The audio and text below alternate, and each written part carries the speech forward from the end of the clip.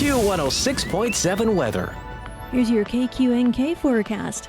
Highs level off around 92 today under mainly sunny skies. Winds out of the south 8 to 15 miles per hour.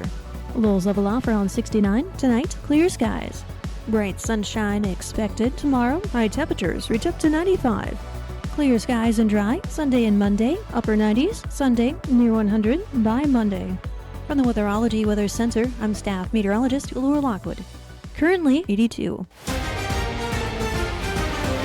Covering Kansas and Nebraska, this is KQNK News on Classic Hits Q106.7 and Superstar Country 102.5. This Kansas Information Network update is brought to you by Eaton Roofing and Exteriors. Hi, I'm Felicia Rolfe. Here are today's headlines from 12 News. A district court blocks a 2025 bill that eliminates the 3-day grace period for mail-in ballots. That means as long as your ballot is postmarked on or before Election Day, it will still be counted as long as it arrives within 3 days of the election. A new flight option coming to Wichita. Southwest Airlines adding nonstop services between Wichita and Nashville, and that begins next March. Tickets for the flights are already available. KC 2026 sharing the attendance numbers for this year's World Cup. Kansas City hosted 6 World Cup games, which had over 400,000 attend. And that's just below the average capacity, a little over 69,000 people for Arrowhead. Another 400,000 people attended Fan Fest events. And Wichita, Felicia Rolfe, 12 News. You're listening to the Kansas Information Network. Some call us flyover country. Others think we're just a stop on the highway.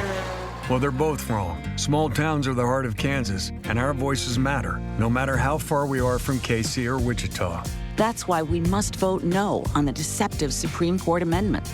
Right now, judges on the Kansas Supreme Court represent every part of our state, not just the big cities. They're not politicians, they're constitutional experts, and we already have the power to vote for or against them. But if this amendment passes, rural voters will have less power and less say, because it turns judges into politicians, giving billionaire political donors the power to buy seats on the court and decide the law in Kansas. Don't let that happen. Voting no stops big money and big cities from taking over our state Supreme Court. So do your part to protect rural Kansas. Vote no on August 4th. Paid for by Kansans United for Impartial Courts. Chair Micah Kubik. I'm Joanna. Your KQNK News is brought to you by the Norton County Hospital, providing the best care right here at home.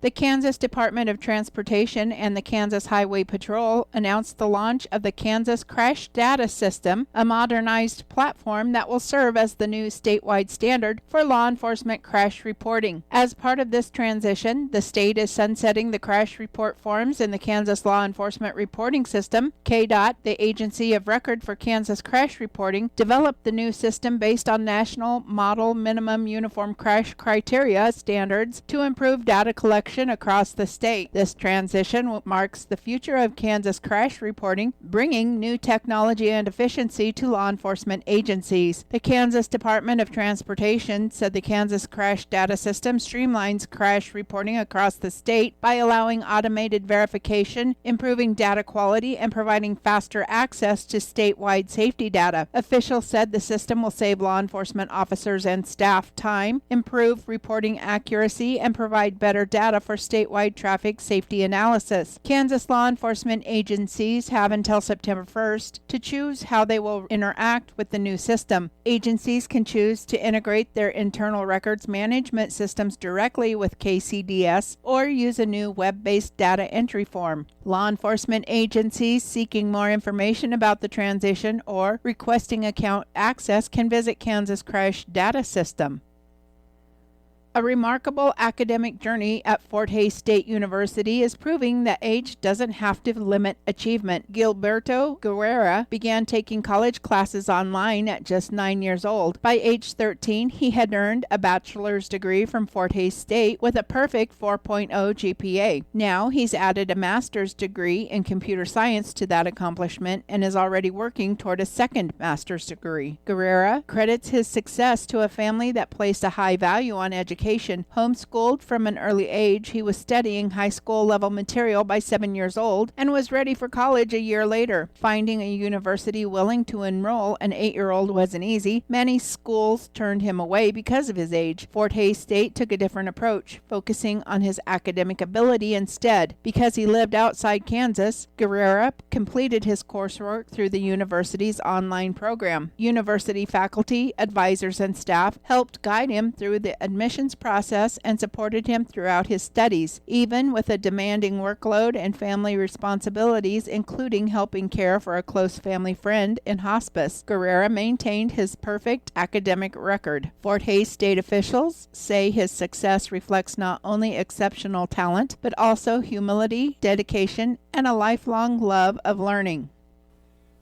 The Kansas Department of Revenue says it has stopped more than $230 million in fraudulent tax fund payments since 2019. State officials say sophisticated fraud detection software flags suspicious tax returns for additional review before refunds are issued. The goal is to make sure refunds go to legitimate taxpayers, not scammers. Revenue Secretary Mark Burghardt said every dollar lost to fraud is money that can't be used for public education, highway construction, or other essential government services. While the extra review can sometimes delay refunds, officials say the added security helps protect taxpayer dollars. The department is also reminding Kansans to stay alert for tax scams and identity theft and to report suspicious activity.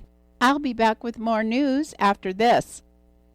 Join our stellar team at Norton County Hospital. Looking for a workplace where compassion meets career growth? Look no further. If you're ready to embark on a fulfilling journey surrounded by supportive colleagues and opportunities for personal and professional development, we want you to be part of our family. Explore exciting career offerings and our comprehensive range of benefits, including capers, on the Career tab at ntcohosp.com.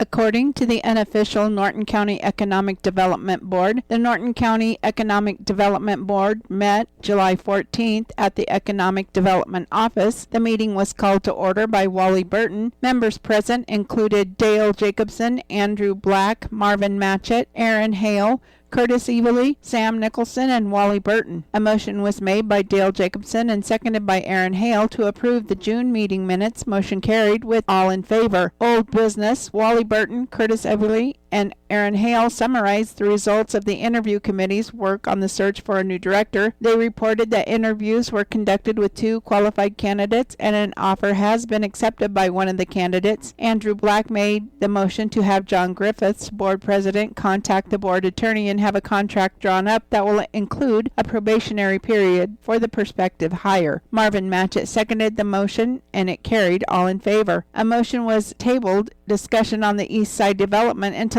a later date was made by Andrew Black and seconded by Dale Jacobson. The motion carried with all in favor. A motion was made to call a special meeting for July 21st in the Economic Development Office by Andrew Black with a second from Marvin Matchett. Motion carried, all in favor. With no director in place, no director's report was presented. A motion was made by Marvin Matchett and seconded by Dale Jacobson to adjourn the meeting. This concludes the unofficial minutes of the Norton County Economic Development Board. I'm Joanna. Your KQNK News was brought to you by the Norton County Hospital. You can call the Norton County Hospital at 785-877-3351 for all your health care needs. Kansas Agriculture Network News. Good day, everyone. I'm Greg Akagi. A similar trend as recent USDA beef production and price forecasts continue in the July outlook. Rod Bain has the details. Another month of tightening beef production forecast, leading to a rise in projected steer prices. The summary from USDA's July meat outlook. This is World Agricultural Outlook Board Chair Mark Jekanowski. We raised our steer price forecast for 2026 by 94 cents per hundredweight. Now it is at $251.10 per hundredweight, and we expect that strength to continue into 2027 given the tight supplies. That price forecast was raised by 50 cents per hundredweight to $254.25. As for the beef production forecast this month, lowered this month for this calendar year, what we're observing serving as lower steer and heifer slaughter. The 2027 reduction mainly reflects lower placements in the second half of 2026, which will result in fewer available steers and heifers for slaughter in 2027. I'm Rod Bain reporting, Washington, D.C. All right, Rod, thank you very much for the update. 16 state corn organizations sent a letter to Senate Judiciary Chairman Chuck Grassley and Ranking Member Dick Durbin requesting they call on the Department of Justice to expedite its investigation of the fertilizer industry. Federal Trade Commission Chair Andrew Ferguson called for an investigation into the fertilizer industry and their business practices in late May. The letter from the state organizations emphasizes the importance of continued pressure to see the investigation through on behalf of U.S. farmers. They said announcements on reports of the investigation are welcome news, but it will take decisive action to restore free and fair markets as well. This is the Kansas Ag Network. The voice of agriculture, Kansas Farm Bureau. Farm Bureau President Zippy Duvall says America's farmers face a labor crisis. It's the biggest limiting factor that we have in American agriculture. I didn't choose to quit milking cows because I love dairy, but I had to make the choice to quit because I could not find dependable labor that would show up every day to help me get it done. But Duvall is hopeful about a bill in the House Ag Committee which would expand a seasonal guest worker program to year-round. He credits Committee Chair G.T. Thompson. He's been a champion for agriculture, and as chairman, he's exercising his authority to take care of the real problems that farmers and ranchers are facing. In the real world, we need workers. Learn more at fb.org and listen again here for more from the Voice of Agriculture, Kansas Farm Bureau. Kansas Agriculture Network weather. I'm meteorologist Jennifer Wojcicki on the Kansas Agriculture Network. Looks like we can expect to see a hot one ahead for us here once again this afternoon. Temperatures are expected to linger right around about the mid to lower 90s, primarily a few spotty areas in the upper 80s, it looks like, for the southeastern portions of Kansas this afternoon. For the most part, it actually looks fairly average for this time of the year, right where we should be, with the exception of those upper 80s in the southwestern portions of the state. Looks like mostly sunny skies for the western portions of the state, but more of a mixture of clouds and sun for the eastern portions, particularly as we get to the later afternoon hours for today. For tonight, it looks like mostly clear skies develop across the state, with overnight lows lingering in the 70s for the central and eastern portions of Kansas, getting into the mid to upper 60s for the western portions. As we get to Saturday, it looks like a similar day. There's a high-pressure system off to the south with a stationary front off to the north, and we are on the warmer side of that. So once again, we'll see temperatures lingering primarily in the mid to lower 90s. A few warmer spots in the south-central portions of the state getting up right around about the upper 90s, mostly sunny skies across the region for tomorrow. Sunday, mostly sunny skies across the state as well, and it looks like a little bit warmer even, with temperatures lingering in the mid to upper 90s, close to 100 degrees once again for the south-central portions of the state, even into the northwestern parts as well. You cross the border into portions of Nebraska, it looks like even warmer temperatures for those folks there. That warm front continues to push through here for the start of the work week on Monday. Temperatures in the upper 90s to just above 100 degrees across the state.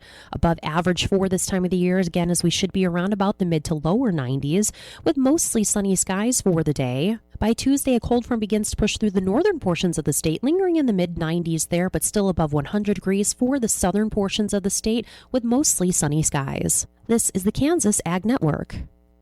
You don't have to be a farmer or rancher to be a Farm Bureau member in Kansas. No matter if you live on a farm or in the city, your Farm Bureau membership is packed with value. Save on new zero-turn mowers from Grasshopper. Enjoy discounts on premium motor coach tours with Village Travel. And enjoy significant savings on medical health coverage with Kansas Farm Bureau health plans. Not a member? Join today at www.kfb.org.